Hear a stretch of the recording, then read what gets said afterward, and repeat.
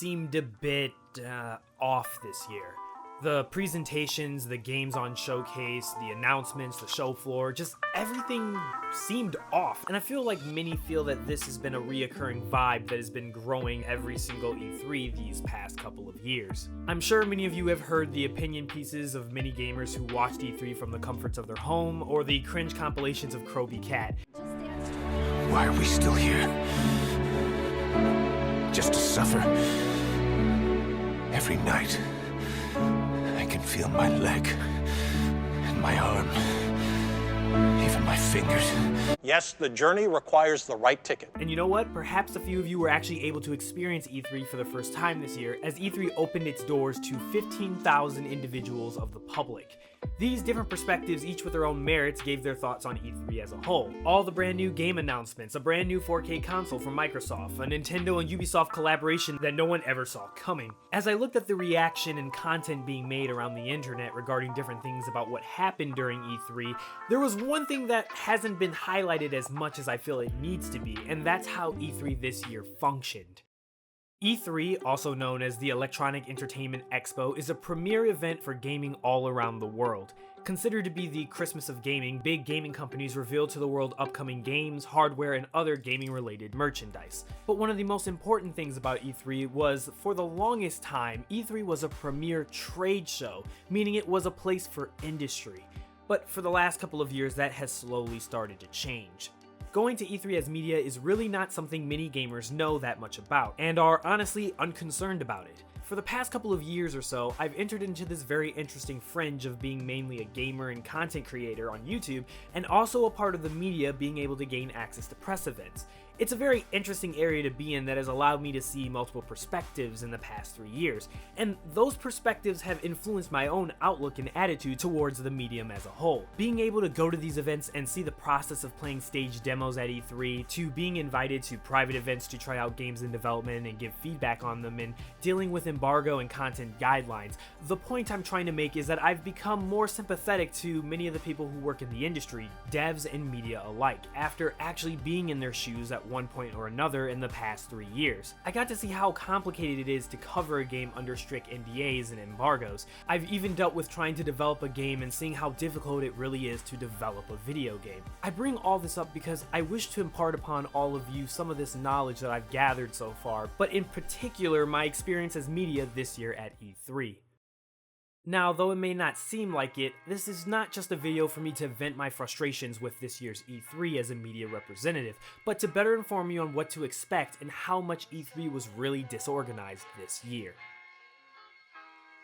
But first, to understand how we got to this point, it's important that I bring up 3 big events that happened before this week at E3 that I believe were major contributors to the discomfort of working E3 this year. There could definitely be more factors than these, but I feel like what I'm about to mention is going to have more important points of interest. At the time when EA announced that they would be leaving E3 and making their own gaming event nearby called EA Play, I honestly thought it was a stupid idea. Who would want to leave the convention center and travel somewhere else for EA games? Well, if the past has been any indication, it would seem that I was wrong a couple of years ago. By hosting their own event and opening it to the fans, EA got to do everything they wanted on their time, while still tapping into the E3 audience without actually being on the show floor. After EA pulled out of E3, there began murmurs that more would actually follow in their footsteps. Nintendo already has half a foot out, no longer doing traditional conferences, for instead opting into their Nintendo Treehouse Direct live streams, which allows them to tap into their audience immediately for a fraction of the price. And it wouldn't surprise me this day forward if more began to follow in those footsteps like Bethesda or Sony. But you may be wondering, why does this matter? So what if EA or some other companies back out? You would partly be correct if you're a person who's watching E3 from home, because it doesn't really affect you at all. But for the ESA who hosts the E3 trade show, it means lost revenue. Renting out the LA Convention Center is not a cheap task, and the ESA would have to offset that price by selling premiere space of their convention floor to these huge elite companies. Both halls would be filled back and front with companies who fought for any share of the show floor to show their products off to industry and media. But in 2017, as you can see from my experience, that didn't really seem to be the case. There were obvious areas of the show floor that seemed barren and just plain empty. Where years before there would be booths everywhere, all that remains this year were ghosts of empty spaces that cry out for something to be placed there. It just looks awkward, doesn't it? The second important factor I would argue was how E3 seemingly has lost its identity. As I stated before, E3 has always been, since its inception, a trade show, but this year it didn't feel like that at all. After attending PAX East for the first time earlier this year, I would say that E3 felt more like a knockoff PAX East that failed to understand how PAX conventions work. E3 has always been built for the industry and media-focused attendance, but due to the need to cover costs in my previous mentioned point, E3 brought a whole new demographic and vendors to appeal to them, including brand merchandising stores that normally you only see at fan conventions to E3, and they just didn't really seem to fit. You see, media and industry aren't there to buy gaming merchandise, they are there to network and to do their jobs. This year, it felt like E3 forgot that they were a trade show, not a fan convention. A trade show is an exhibition organized so that companies in a specific industry can showcase and demonstrate their latest products and services, meet with industry partners and customers, study activities of rivals, and examine recent marketing trends and opportunities.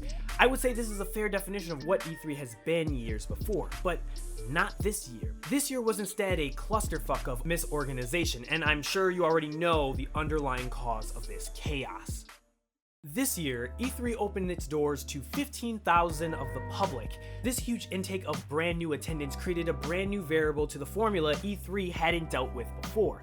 I want to make clear that off the bat, I'm not saying that E3 should have never opened its doors to the public at all. I was not that long ago in your shoes wanting a chance to go to E3. I understand the allure and the dream of all of us growing up and watching E3 on our TVs or on our PCs and thinking, you know what, it would be awesome if I could actually be there. I can completely relate to that sentiment. But being a gamer, I'm sure that you all understand the sentiment of expectations and reality.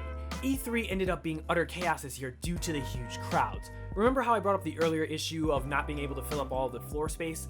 I believe that the ESA opened this year's E3 more to the public to compensate for the loss of revenue, and instead to trick a bunch of regular gamers to paying them for access of this exclusive event. There have been calls to open the E3 to the public for years from gamers. Last year, the ESA experimented with this idea by allowing a small grouping of the public into E3 while not really offsetting the main attendance numbers. They did this by making a location outside of the convention center where lucky groups of the public could go hands-on with upcoming games. By doing this experiment, the ESA believed that based off of this small testing sample, it would work on a bigger scale. In an interview with GameSpot, ESA's Senior VP of Communications, Rich Taylor, said, "The feedback we heard was clear. They wanted to play the games inside of the convention center. In addition, the exhibitors inside the convention center wanted to have access to the fans. So this year, we're bringing the two together," Taylor said. Now, this does make sense, as the ESA understands that in order to keep companies buying their floor space, they need to increase the incentive to stay instead of leaving and doing their own thing like EA. Opening it to the public would kill two birds with one stone. The exhibitors like Activision, Sony, and Microsoft would be given access directly to the consumer and build even more hype for their products. And the ESA would make bank selling expensive tickets to the public. It's a win-win for the ESA, but at what cost? Well, it could be argued that while the media felt the brunt of the pain by the increase of attendance, the fans themselves also got the short end of the stick. Huge lines, spending 2 to 4 hours in line just to play 1 or 2 games. Many left E3 only able to play maybe just 2 games at most. While this is something that those of us who went to E3 from GI before have brought up previously, it felt multiplied with the lack of crowd control on the show floor. Simply put, companies were not prepared for the massive demand of fans, going as far as actually closing their lines. And I'm not making this up. This was the first E3 where I saw people like Ubisoft and others actually forced to cut off lines for hours on end. Sony's so-called solution with an appointment app crashed and burned as it crashed every single day, losing appointments to try demos on their show floor. The lack of organization of line, and in my opinion, PR being untrained to handle fans, made getting around the show floor nearly impossible. Imagine this. You enter into the E3 show floor, right? And you already have to deal with people all over the path standing in line for games left and right of you. Add on top of this, there's live shows happening at different booths, and people are being starstruck, and you see many people like deers caught in headlights frozen at the nearest attraction. Now, why does this matter? Well, for the people of the media and industry, many of us are on a mission. If you aren't part of the media and you're just there as a fan, it's important to understand the difference between a media member like myself attending E3 and a fan attending E3. While we both love gaming and we're there to see what these companies have to offer, our motivations are different. Fans are there to have fun and see their most anticipated games and hopefully be able to play them early. They are there to really just enjoy themselves, which is perfectly fine. But those of the media and industry are there because they have a job to do. For me, going to E3 this year wasn't something I was really excited for, to be honest. I didn't go halfway across the country to just have fun at E3.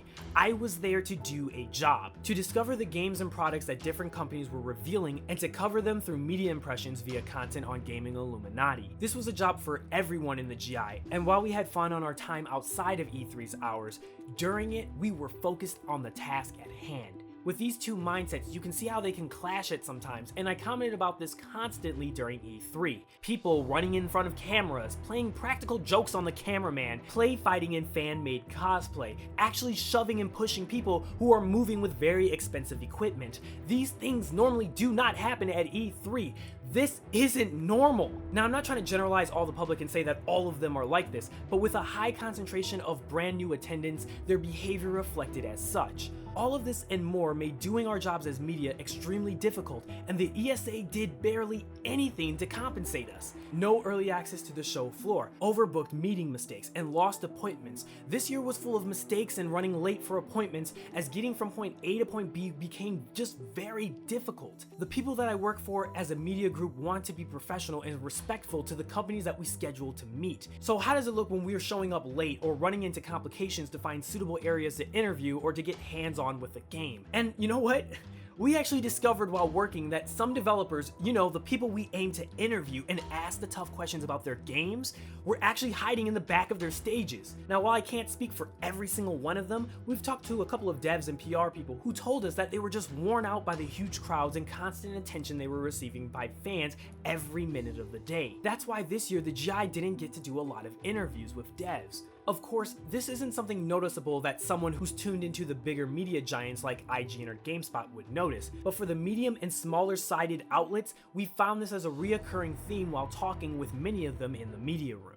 So yeah, as you can tell, I was pretty damn frustrated at E3, and I started to work on this video the moment I got back from LA.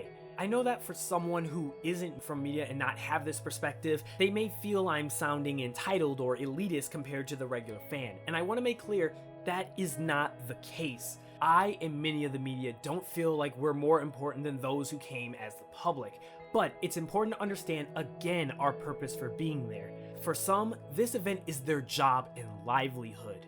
What I'm sure about is that many of the media just wish that they would be simply given the time and space to just do their jobs. I loved meeting gamers and fans of the GI at E3 this year, and I was happy that you were all able to join in on the E3 experience. But what I hope this video conveys, and hopefully it will reach the right people, is the execution of next year's E3 needs to drastically improve. Look, I understand why the ESA did what they did, but the lack of communication and almost disregard for the media was very disheartening. If the ESA do plan on further expanding E3 to become more competitive with events like PAX and Gamescom, that's great, but to understand what makes those conventions so great for everyone needs to be understood by the ESA. Because to be honest with you, I enjoyed PAX East this year more than E3 as media, because PAX understood how to accommodate everyone. They had enforcers on the show floor to control traffic and to keep it moving from point A to point B, actually allowing the experience to be painless for the most part. Secondly, I feel that the ESA needs to communicate better with the public so that they understand what makes E3 different and a better way for the media to do their jobs. PAX allowed media on the floor an hour early to get a feel of the show floor and to get first impressions of demos before the fans got in. Gamescom may be the best example that the ESA can take notes from, as they have 2 days that are exclusively for the press to allow them to get in and get their work done without huge claustrophobic crowds, and then the next 2 days it opens up to the public. These are just some common suggestions that I've heard many of the media have recommended while talking with them, and I truly believe that we all share in the same sentiment that this year, E3 really didn't live up to expectations. Every year, it seems more and more people ask if E3 is still relevant. And you know what? Maybe they may have a point, because for the first time this year, that was a question I kept silently asking myself. The gaming industry is always changing, and E3 will have to evolve in order to keep up with the industry and technology. As Taylor said, I think asking how can we improve, where are video games headed, how can we connect with fans are all healthy questions, and that helps ensure E3 stays current and meets exhibitors' needs. Well, Rich, there's some of my criticism and feedback, and I hope you and the ESA will be able to ensure that E3 stays current as well as meeting the needs of everyone next year.